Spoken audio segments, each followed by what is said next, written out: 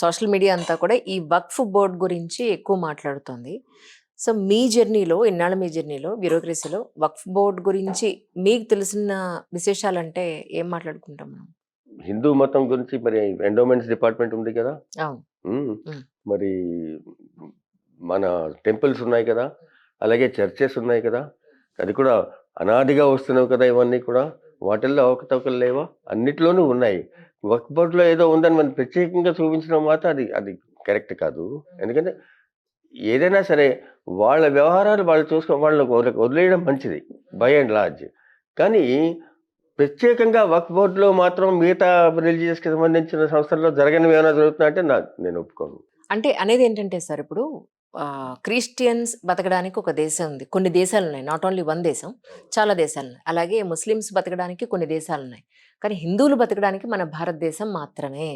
దీన్ని కాపాడుకోవాల్సిన అవసరం ఉంది అని. భూటాన్ కాదు, నేపాల్ కాదు, మరి పాకిస్తాన్‌లో ఇండియాలో ఉన్న ముస్లిమ్స్ సంఖ్య కంటే తక్కువైనా మరి పాకిస్తాన్‌లో మన వాళ్ళు ఉన్నారా లేదా? ఉన్నారు. కానీ అలాగే ఇండోనేషియాలోను మరి ప్రతి చోట ఉన్నారు.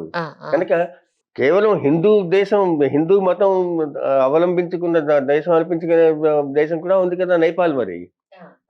సో లేకపోలేదు. సో భయపడాల్సిన పని లేదంట. అస్సలు లేదమ్మా. అదేంటి హిందువుల్ని ఏదో పెర్సిక్యూట్ చేస్తున్నా ఎక్కడా జరగట్లేదు.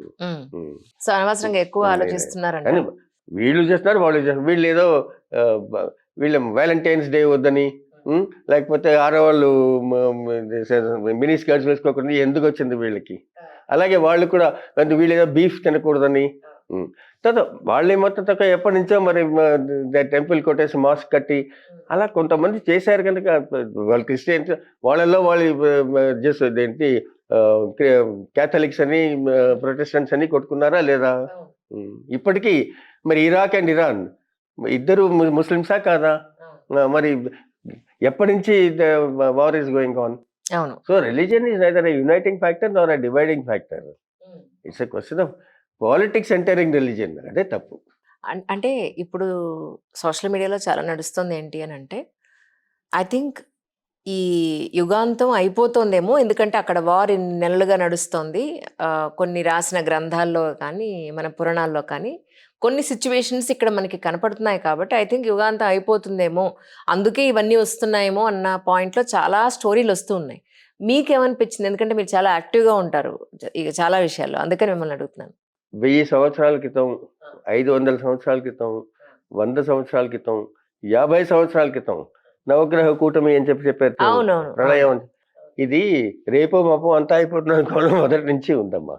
అది అయితే క్లైమేట్ చేంజ్ వల్ల, లేకపోతే టెర్రరిజం వల్ల, లేకపోతే కాన్ఫ్లిక్ట్స్, ఇప్పుడు Sudan and north and southern Sudan, లేకపోతే ఇప్పటికీ మరి జరుగుతున్నాయి కదా ఇరాన్ అండ్ ఇరాక్. ఇటువంటి వాటి వల్ల ఏమైనా అయితే అవ్వాలి, కానీ ఇదంతా ఏదో అయిపోతుంది అని అదంతా I don't believe in all that. కానీ ఇప్పుడు నిన్న మొన్న మీరు చూసే ఉంటారు చిలుకూరు బాలాజీ టెంపుల్లో రంగరాజన్ గారి మీద జరిగిన దాడి. మీరు ఎలా అనుకుంటున్నారు సార్? యాక్చువల్లీ దీన్ని ఎలా చూస్తారు మీరు? జరగకూడని విషయమే కదమ్మా, తప్పకుండా జరగకూడదు. కానీ ఇది రిలీజియస్ మోటివ్స్కి అట్రిబ్యూట్ చేయడం కాకుండా ఆ రిలీజియస్ ఆర్గనైజేషన్కి ఉన్న ఎక్స్ట్రీమ్ ఎడ్జ్లో మిస్చివస్ ఎలిమెంట్స్. ఇప్పుడు ఎన్టీ రామారావు గారి టైంలో మీకు చెప్పాను అనుకోండి క్రితం, ఇటు 10 మంది అటు 10 మంది గూఢాన్ని అరెస్ట్ చేశాడు. ఆయనకి మరి ఆయన చండశాసనుడు, ఆయనకేం భయం లేదు. సో అంతే, ఫినిష్డ్. ఆయన ఉన్నంతకాలం కమ్యూనల్ రైట్ అనే మాటే లేదు మరి హైదరాబాద్లో. సో ఎవరి వల్ల జరిగింది అనమాట? హిందువులు ముస్లింలు మరి ఉన్నారు కదా లక్షల మంది హైదరాబాద్లో. ఆ 10 ఈ 10 ఇప్పుడు మీరు చెప్పినవి కూడా మరి అదే. అది వాళ్ళ వల్ల జరిగేది. కానీ ఇప్పుడు ఆయన మీద పాపం రంగరాజన్ మీద కూడాను ఎవరో దుండగులు డబ్బు కాశపడో లేకపోతే అంతేగాని అదో వ్యూహాత్మకంగా అది బికాస్ ఆఫ్ రిలీజియస్ దిస్టింగ్ ఎవరో ఇంపార్టెంట్ సెన్సిబుల్ పీపుల్ చేసిందంటే నేను నమ్మను, కరెక్ట్ కాదు. ఎన్నో విలువైన విషయాలు పెద్దవాళ్ళ దగ్గర నుంచి నేర్చుకుంటూ ఉంటారు జనరల్గా, ఇంట్లో అయినా బయట సొసైటీలో అయినా. సో అలాంటి ఎన్నో భాండాగారాలు మీ నుంచి తీసుకోవాలని నేను ఫిక్స్ అయిపోయినాను. ఒకసారి మీ అమ్మగారు మీకు ఒక కథ చెప్పారు, దాని గురించి చెప్పండి ఒకసారి.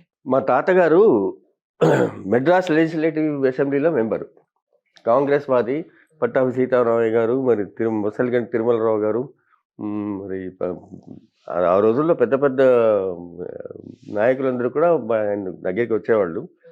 మరి కాకినాడ మున్సిపల్ చైర్మన్గా 16 సంవత్సరాలు పనిచేశాడు. ఆ రోజుల్లో ఆయనకి 30-40 వేలు వచ్చేది నెలకి ప్రాక్టీస్. అప్పుడంటే ఇప్పుడు ఆ అసలు రోజుల్లో కోట్లే. అసలు ఇంట్లో ఎంతమంది ఉన్నారో ఏం చేస్తున్నారో కూడా ఆయనకు తెలియదు. ఎప్పుడు చాలా చిన్నప్పుడే పాపం భార్య పోయింది. సో ఆయనకు ఒక గుర్రపు బండి ఉంది ఇట్లా. అంటే దాని గురించి చెప్పింది మా అమ్మ కథ. అది ఎక్కడికి వెళ్తున్నా సరే సాయంకాలం 5 అవగానే ఇంటి వైపు తిరిగిపోయేదిట. అంటే తిప్పినా తిప్పకపోయినా అది తిరిగిపోయేది. ఎందుకంటే దానికి టైం అయిపోయింది, ఇంటికి వెళ్ళిపోవడం దానా కావాలని. కనుక అది ఎంబీఎస్ ప్రసాద్ గారిని నా కథ రాస్తూ చెప్పాడు. ప్రభుత్వ ఉద్యోగులందరూ గుర్రాలు అయి ఉంటారు, ఎందుకంటే 4:30 అవగానే ఇంక సర్దుకోవడం మొదలు పెడతారని చెప్పాడు. తర్వాత మా అమ్మ చాలా ఈ సామెతలు మంచివి చెప్పేది. రేపు అని రాసుకోరా గోడ మీద అనేది కోపం వస్తే, అంటే రేపు చేస్తానమ్మా అంటే ఏదైనా పని చెప్తే. తర్వాత దాలిగుంటలో కుక్క